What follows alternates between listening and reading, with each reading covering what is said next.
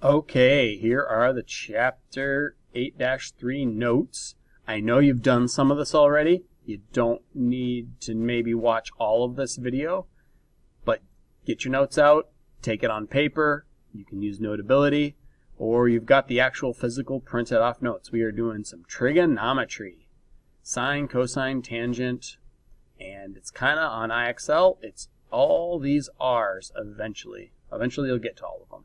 And you've probably never done this before, so you can rate yourself as you're kind of scratching your head right now. Okay. We've done a bunch of this already. We've already been introduced to it. So let's make sure, can you set this problem up? Some of you know how to, some of you don't. So if you know how to, every once in a while, I'm just going to click on this, stop the recording, set this one up on your own, and then rejoin me. Okay, did you get the problem set up? Well, it would look something like this, and I'll even just type it here.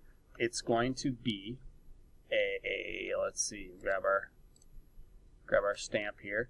Our smiley face is at the 22, and when we look across, we've got opposite happening and hypotenuse happening. So who uses opposite and hypotenuse? Turns out it's sine of 22 degrees is equal to, and I'll just give myself a little fraction there. Won't be able to do everything this way. Let's see, opposite. Who was opposite? The 10 was opposite, and the x was the hypotenuse. All right, there's the setup. Next thing we do is we put it over a 1. Now we've got a little set of ratios here, just like before. Cross multiply. 10 times 1 is 10. Divided by sine 22. So you can say divided by sine 22, and then let's round that to 1 decimal place. So type it into your calculator. 10 divided by sine 22 is equal to 26.69. We're going to call that 26.7.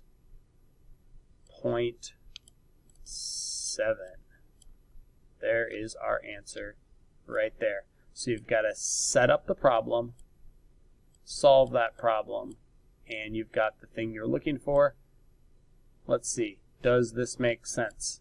If this is 10, is the hypotenuse going to be bigger? Absolutely. It's got to be bigger than this. So 26 makes sense with the problem. Every once in a while you'll catch a problem that you get an answer, it feels right, and then you look at the triangle and put it back on the triangle and it doesn't make sense. Yeah, don't do that. All right, let's go to the next thing. Use two different ratios to find the value of x to the nearest tenth. So I'm just going to say right now, if you think you might know what to do, stop the recording, try it on your own, and then watch the recording, see if you can do it without me. Okay, you tried the problem. What does it look like? If we grab our stamp and put our smiley face on here, say, if our smiley face is here, what's the setup going to be? Well, we're doing hypotenuse and we're doing adjacent. So I think that that's going to be cosine. So I'm going to say cosine of 35 degrees is equal to something. That's one of the setups that I could do. And I'm going to jump in here. Let's see, cosine is going to be x over 14. And if I set it up a different way, we'll get I don't have another smiley face, let's get a different thing going on. We'll just use a heart. I'll set it up from the heart's perspective, and I will take a look at that and say, I'll use red for the heart. Let's see, now it's not adjacent anymore. Now it's opposite, and it's hypotenuse. So it's going to be a different problem. Let's see, I think we'll go red this time. It's going to be opposite is sine of, it's not 35 degrees anymore. Let's see. If this is 35 and this is 90, what's the heart angle going to be? Let's see. 180 minus 35 minus 90. is 55 degrees. So we say 55 degrees, close parentheses, equals, make a fraction bar. How do we set that ratio up? Let's see, opposite is x, so I'm going to put an x there. Hypotenuse is 14. Okay, two different problems. Notice we're using two different angles depending on the location. When it was heart, it was 55 degrees. When it was smiley face, it's 35 degrees. It all depends on the perspective. Go ahead and solve them. Put a 1 there, put a 1 there if that helps. 14 times sine 55 and 14 times cosine 35. Check them. 14 sine 55. I'm getting 11.5, and you should get the same answer for both. Either way you do the problem, you're going to get the exact same answer. Does that make sense? Well, let's see. If that's 14, this has to be smaller than 14. 11.5, yeah, that's smaller. It's logical. That could definitely be the right answer. Okay, let's keep going. Here's a real-life problem. You're going to be doing a whole worksheet of these more real-life problems. You stand 45 feet from a tree. So I'm going to grab this. Go ahead. You can stop this and set it up on your own. You're going to stand 45 feet there. I'll type this here, 45 feet. The tree, it's at an angle of 59 degrees. Now, we're going to keep this really simple for the moment, and we're just going to say you're laying on the ground. You're just right here, and you're looking up at the top of the tree, and it's a 59 degree angle, and we're looking for the height of the tree. So what ratio is that? We're using opposite and we're using adjacent. That appears to be a tangent ratio. Tangent of our 59 degree angle is equal to, let's see, oh, didn't put my equal sign in, is equal to, let's see, opposite is my height, adjacent is my 45. Okay, put a 1 there.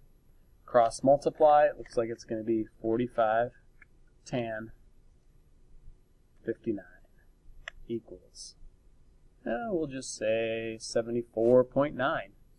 74.9, and I believe we're in feet. Just to let you know what I typed into the calculator, H is equal to 45 tan 59. You can have parentheses there or not, depends on your calculator. That there got me this right here. And what I did is these two things got multiplied, and then I just didn't do the divide by 1 because that's just going to keep it the same thing. 74.9. Does that make sense? Let's see. 74.9. Makes sense that the tree could be taller than this distance. The 59 is bigger. Yeah, this makes sense. Well, let's keep going. Similar problem.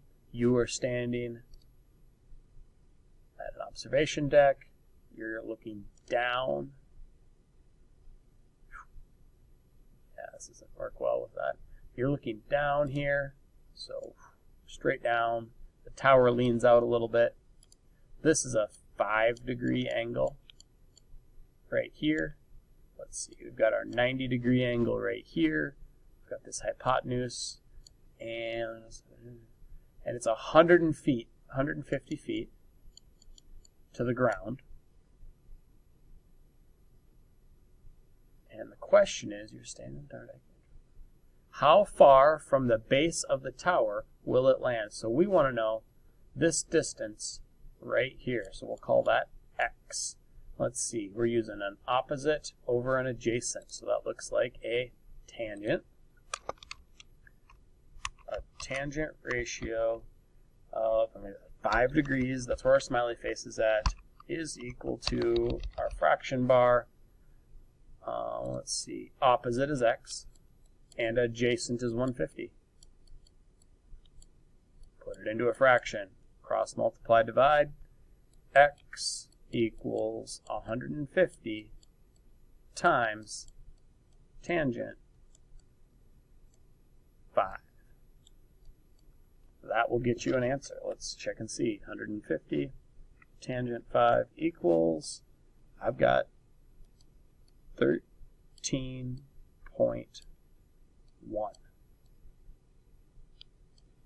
As that distance right there. Well, that makes sense. The tower isn't going to be over 150 feet. This is a really small angle, so this distance is small in comparison to that. Yeah, that makes sense. Let's keep rolling. You are standing 60 feet from a building, so you've got this distance here. It's 60 feet on the ground. Your eyes are 5 feet off the ground, and you look up and you see the top of the building. Well, there's a lot more going on here.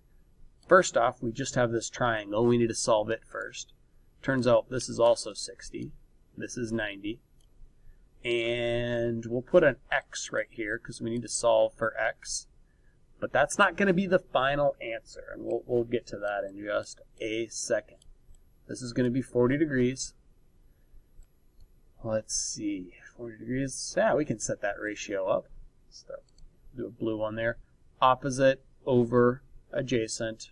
Once again, it's a tan of our 40 degrees is equal to, got carried away there, is equal to, our opposite is x, over our 60. Okay, we do what we've been doing here. We're cross multiplying. It is x equals 60 tan 40. Punch that into our calculator real quick. 60 tan 40. I've got 50.3. Approximately 50.3. That is that distance right here.